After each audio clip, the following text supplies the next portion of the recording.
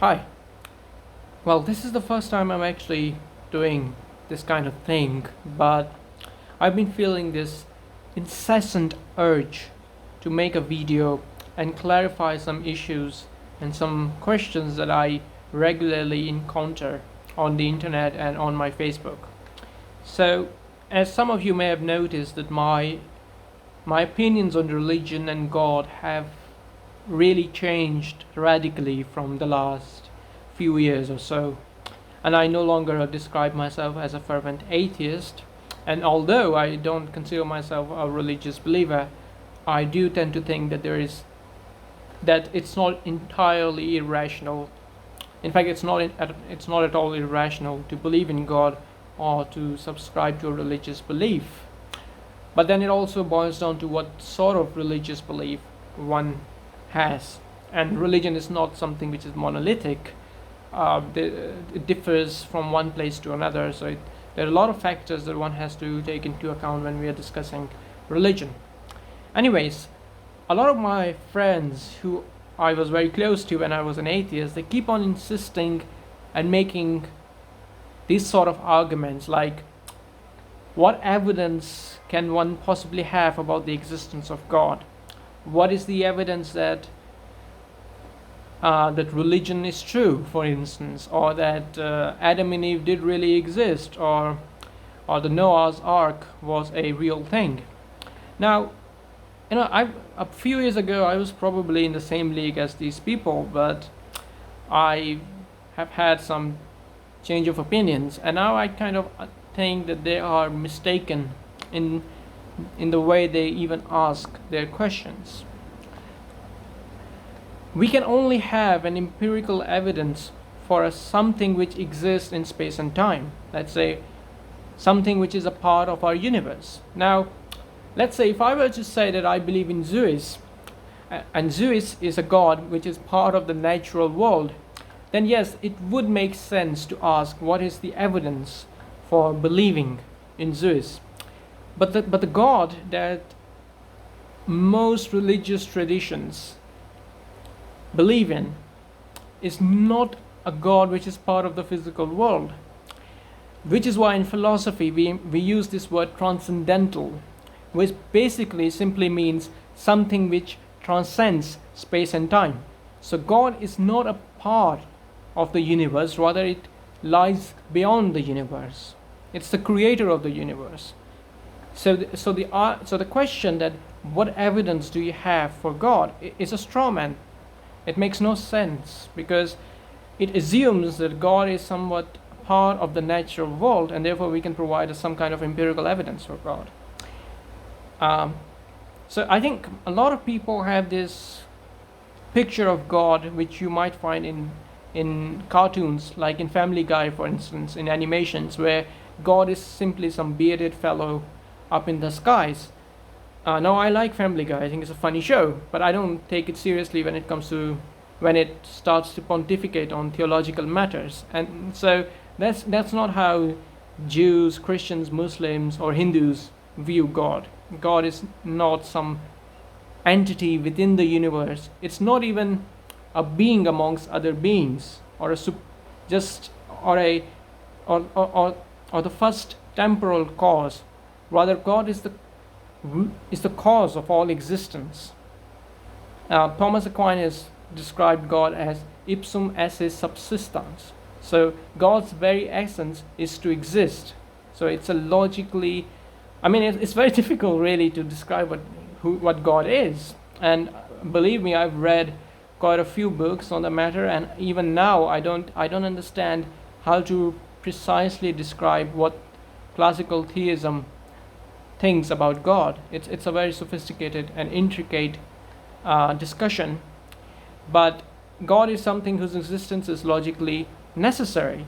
That is to say, if there is to be any contingent realities are simply those realities that do not carry within themselves a reason for their existence. So you and I, for instance, are contingent in the sense that you and I depend on our parents, and our parents depend on someone else, and that in turn depends on something else. Now, you can't have an infinite regress of contingent realities, because then you wouldn't have an explanation for existence at all.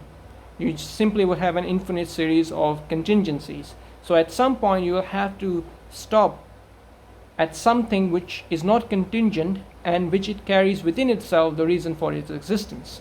So it doesn't have to rely on some other substance to explain itself. And that is what really classical theism means by God. It's not an object within the universe. It's not the God of the Greeks, for instance. It's really a different sort of thing. So there can't be an evidence for God. That's just common sense in my view. Now, but there can be very good philosophical arguments for and against the existence of God. I don't intend to discuss those arguments because from my experience these arguments never end, and at the end of the day people who are inclined towards theism, they find these arguments for God's existence compelling, and those who follow a more naturalistic account of reality, they find those arguments somewhat unconvincing. The fact is that from a Christian point of view, I like this passage in the Bible in the Old Testament where Isaiah talks about the hidden God. So I think the God of Christianity is basically a God which is hidden. So you can't have a knockdown proof for God's existence which will compel everyone, because if everyone were to be able to be logically persuaded to believe in God, then every one of us would. But I don't think that's the point behind creation. Now, I'm not a really religious believer, but that's just my insight into the matter. Nevertheless, there are compelling arguments for existence of God. There are arguments from Aristotle, for instance, the argument from the unmoved mover. There's the argument from the contingency, which I just described. This argument was given by a Muslim philosopher, actually, Avicenna. And then there are 5 arguments, 5 proofs of God's existence, and by St. Thomas Aquinas, who was a Catholic priest and philosopher from 13th or 12th century. I don't quite remember, but it should be important. What's important to note that Aquinas used the word proof in a very different way. For him, proof does not mean the sort of proof which we normally think of when we use the word. Rather, proof for Aquinas is simply means sign or guidepost. So these are certain arguments which can make you incline, or which can make you believe that there might be something beyond the physical world, right? But they are not so compelling as to make everyone a believer or a theist. And that's perfectly normal and consistent with the general approach to God in the Judeo-Christian tradition. I don't find that much of a surprise. Anyways, the same goes for many other arguments that we find. Like, I was having a discussion with a friend about life after death, and he was asking, well, what proof do you have? What evidence is there that there can be life after death? Now, how on earth could there be an evidence for life after death? Obviously, there can't be.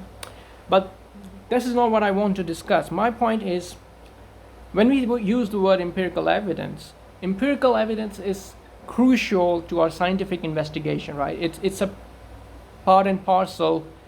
It's a necessary component of scientific inquiry. You need to have an empirical evidence in order to believe that this theory is right or that theory is wrong, or that is a fact and that is not a fact, right? Now, but science is the science as we conceive it only emerged between 15th to 17th century, really, with all its methodology. Now, you can't really apply the methods which we apply in scientific inquiry onto the philosophical matters, right? Now, people who regularly ask what is the evidence for God's existence, or what is the evidence that a religion can be true or something, they usually are guilty of doing this, are guilty of applying a method which is entirely consistent from one to one field of studies onto another field where it doesn't really apply. For example, we all believe mostly in the concept of human rights. And if you read the Charter of Human Rights, it says that all human beings, due to the fact that they have human dignity, should enjoy the same rights. Now, let me ask these people the same question, like, why do you believe that there is such a thing as human rights?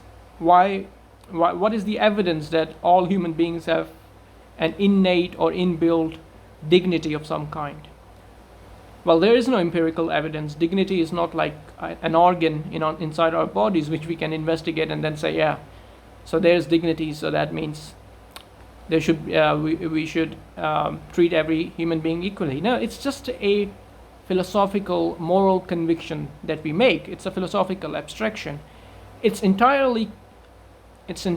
my view, it's entirely rational, and I actually think it's true as well. But nevertheless, there's no empirical evidence that one can give that there should be anything such as human rights. From a scientific point of view, really, you can't really say that the biologists or the engineers who worked for the Nazis in the concentration camps were doing anything morally wrong, because moral questions are not the questions of science. So that's one thing. And I think what I'm trying to get at is that when I listen to these kinds of arguments, I think people are really using a philosophical trend which was very popular in the 1920s, and it persisted all the way up until 1970s. It used to be called logical positivism. Now, logical positivism basically largely emerged from Vienna in Austria, but it spread very rapidly in the Anglo-American philosophical circle. So people like Ludwig Wittgenstein, Bertrand Russell, A.J. Ayer, they all kind of sympathize in some ways with logical positivists. And logical positivism basically said that only those propositions are meaningful which can be which are empirically verifiable, right? So it necessarily rejected all metaphysical questions about God, questions about purpose and meaning, because they cannot be empirically verified. Now, that movement really died, and it doesn't really exist in any rigorous way. And the reason for that is that it itself was not empirically verifiable. It itself was simply a piece of epistemology. It was simply a philosophical conviction rather than something which is scientific or which is empirically proven. You can't make an experiment in the lab or in any way scientifically prove that logical positivism is true. It's simply an a priori conviction that you have. And that was one of the reasons why it really didn't work and fell down to its own, and didn't really meet its own standards. Yet, because people don't know much about history or philosophy, or don't know much about history at all, they kind of revive these old trends again and again. So it's in my view, when I listen to these kinds of people, I start to think that they're basically just logical positivists light, right? So LITE, light, which means that they don't really know that there had been people before them who used similar arguments, but they kind of vanished, and the intellectual and the philosophical movement is not really that rigorous anymore. It might exist, but I don't think any serious philosopher really identifies himself as a logical positivist anymore. So that movement rejected metaphysical questions as meaningless because they can't really be made sense of from an empirical point of view. But what we find, people like Richard Dawkins, for example, or Sam Harris or Christopher Hitchens, they use basically the same idea, like, what is the evidence for God? What is the evidence for this? What is the evidence for that? And they're usually applying scientific standards onto philosophical questions, not realizing that those two are different things. And when I ask these people, if you want evidence for God's existence, or if you want evidence for theological subjects, why don't you ask what is the evidence for respecting the dignity of every human being? There is no empirical evidence. It's simply a philosophical conviction that we have. I'm perfectly comfortable in entertaining this conviction, but let's do acknowledge that it's not something which can ever be scientifically proven in any way or empirically proven. And that also, I think, is the mistake when it comes that these people make when it comes to understanding religion. So they think of religion as a logical positivist text. Like, so if you read a line in a scripture, it's either true or it's false. Like in a scientific theory, it's either true or it's false. So I mean, I meet people who continuously keep on saying, I think their impression of religion is mostly inspired by Christian and other religious fundamentalists, mostly from the US, who do think that the scripture, like the Bible, is a literal truth. So everything in the Bible is basically a fact. However, it must be stressed that these fundamentalists are kind of a heresy. They're like post-Reformation creation, even quite after the Reformation. Basically, it really emerges in the 19th and 20th century. And these people have never really dealt with any religious traditions. Like, they've never read Gregory of Nyssa or St. Augustine or St. Thomas Aquinas or any of the great theologians or philosophers of the past. If they had read, they would have seen that there is no contradiction between the theory of evolution and the idea of creation, because evolution is simply describing how we came into being. It's not refuting the concept of creation. It could be that that's the way creation was brought into existence, because Darwinian natural selection only explains how it really happened. And to someone like St. Augustine, who wrote way back in the 4th century that in the beginning were created only the germs. So he believed that only the germs were initially created and that all the life descended from it. So I don't really understand why people have this childish view of what religion is.